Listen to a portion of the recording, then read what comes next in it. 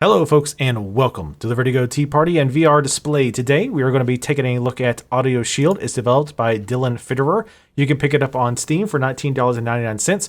Currently, as far as I can tell, it only supports the HTC Vive, no other VR devices. It supports both standing and room scale VR.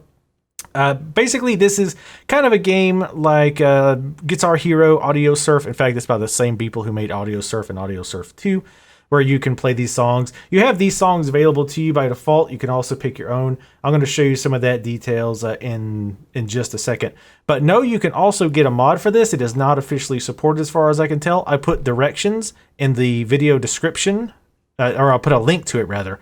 So go ahead and give it a try. You can do things like add new difficulty levels, things of that nature. I haven't tried it myself, but it looks pretty cool. So anyway, by default, you have options, some of these popular songs from SoundCloud. You can also do searches for music. I have not had a lot of luck, to be honest. Everything I've searched for either came up with no results or came up with things like this, where they're covers of songs by the band that I was looking for, or live versions of the songs of the bands I was looking for.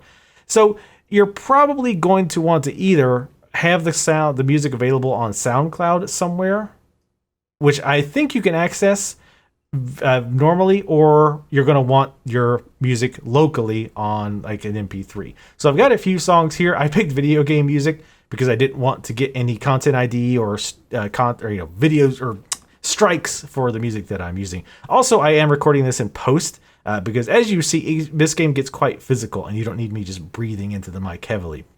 So let's go ahead and start with one song. We're going to start on easy, or normal, which is normal. And we're going to choose our shield. Now, there's three different shields here: the Gladiator, the Monarch, and the Spartan. I like the Gladiator the best, but I'm going to show you all three. We're going to pick the Neon Stadium. I think I might have picked that every time on accident. But this tells you how to start. And you can look down, it'll show you the foot marks there if you need to realign yourself. I'm pretty much right on them. You can move up and back if you want to. It doesn't really matter a whole lot. But again, this is not a game that requires a lot of space. So the idea here is you have two shields, one orange, one blue, as you can see, which are obviously the Vive controllers. And you've got these balls that come towards you, and you use the correct color on the correct ball. Now, typically right here, I'm just kind of tapping them. However, if you start getting a little more active like this and actively like punching at them and getting more active, you actually can get a better score that way. And it's frankly a little bit more fun. Just holding your mid up in front of it, that's not very exciting. It's fun to kind of get into it and really push, and creates a halfway decent workout after a few songs. So in a few of this, I'm gonna just let the music play so you can get a kind of idea of how well it syncs up. There you have the orange and the blue, but there's also purple that you'll see very rarely, and sometimes you'll see the purple at the bottom of the screens.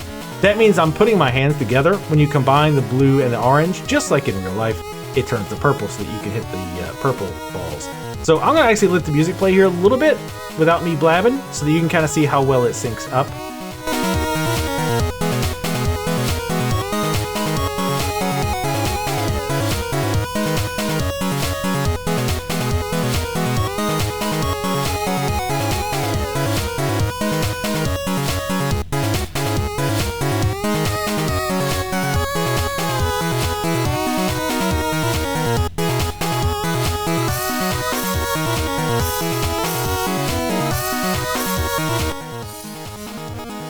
And also keep in mind, this is on normal, but you can see it syncs up okay sometimes.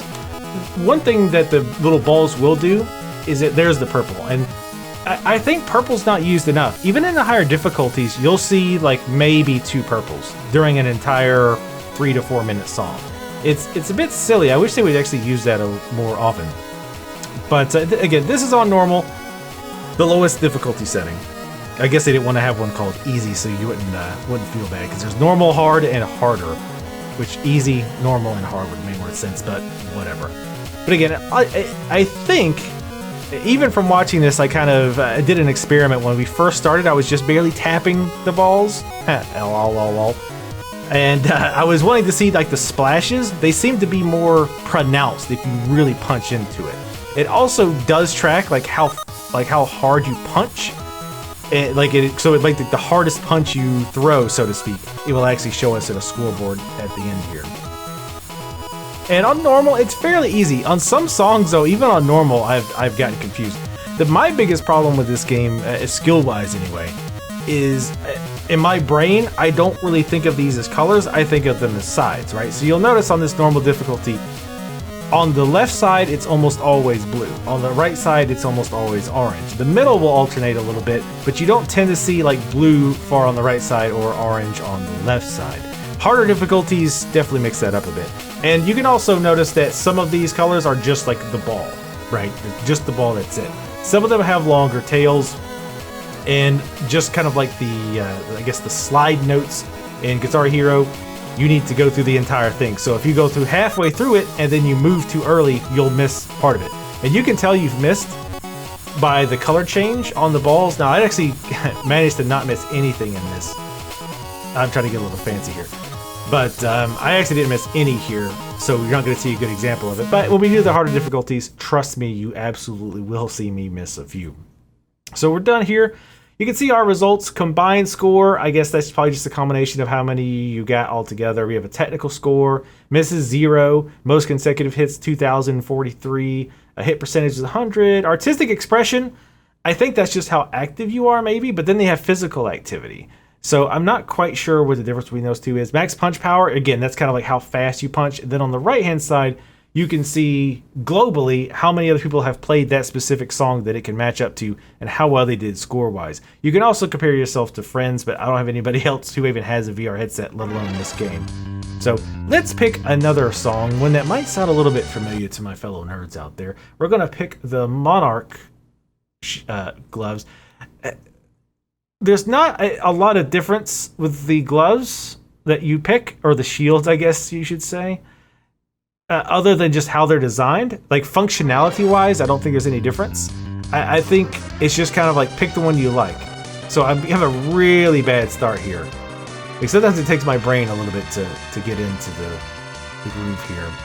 Again, I'm trying to start off being very active and like punching at them. These are my favorites, the one where they go across like that. There's something very satisfying about putting your arm up and just kind of waving them away. Very, very satisfying. So again, I'm assuming the artistic expression aspect of this, again, is just kind of you pushing out instead of just letting them come to you. Again, that's probably the only purple you're going to see. As opposed to letting them come to you, I'm actually pushing out. You can also do things like backhand them, come from above, come from the side. I'm assuming that would be measured within the artistic expression. I would also think the physical activity is in there as well, because I've noticed I do get a higher physical activity score if I play a song where I'm much more active as far as punching, trying that punch faster, things like that. I get a higher physical score, which for somebody like me who is very out of shape, shall we say, I tried to be very active just to kind of get my heart rate up and all that. And believe me, it doesn't look like it, but this will absolutely get you going. Yes, even people who are more fit than me have said that this game gets them sweating, especially on the higher difficulties. Again, there's that slide that I like so much. So again, I'm going to kind of let the music play here for a little bit so you can kind of get an idea of how the song matches up with the balls, and we'll talk about that in just a second.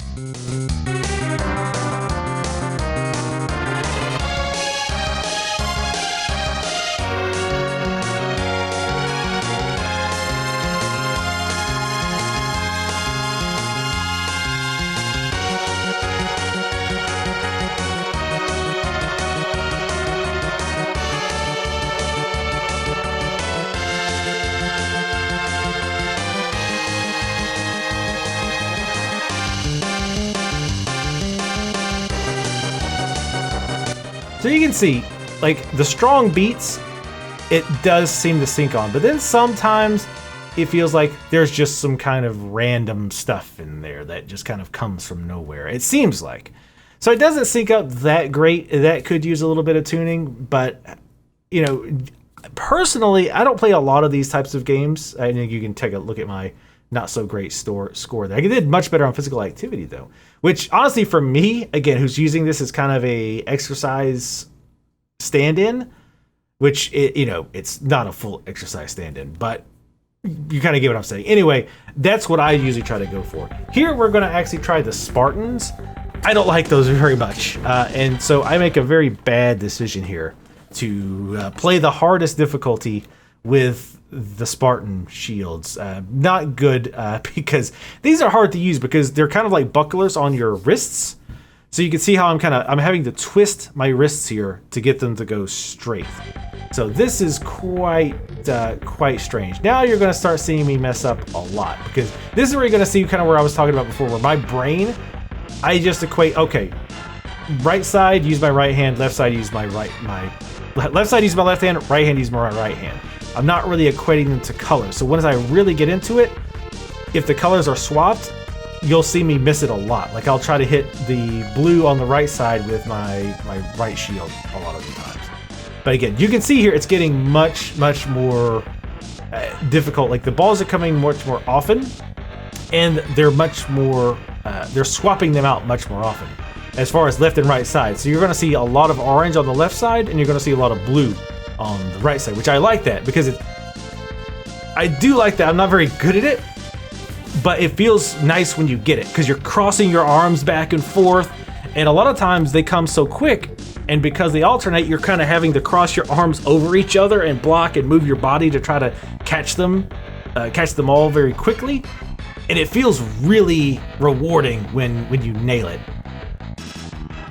Which obviously nailing it is something I absolutely am not doing here. So let's talk about how well it syncs a little bit more. And again, I'll let you listen in just a second, just so you can kind of see how this song syncs up.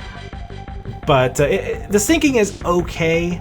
It's not great. It's close enough for me. But for those of you who like really want a song that syncs well, it's probably going to miss the mark a little bit. But I find that to be the case for all these music games that use like your own custom music that don't have set soundtracks like Guitar Hero, Rock Band, stuff like that. But anyway, let's just listen, watch me flail about madly, and see how well this song syncs up on the hardest difficulty.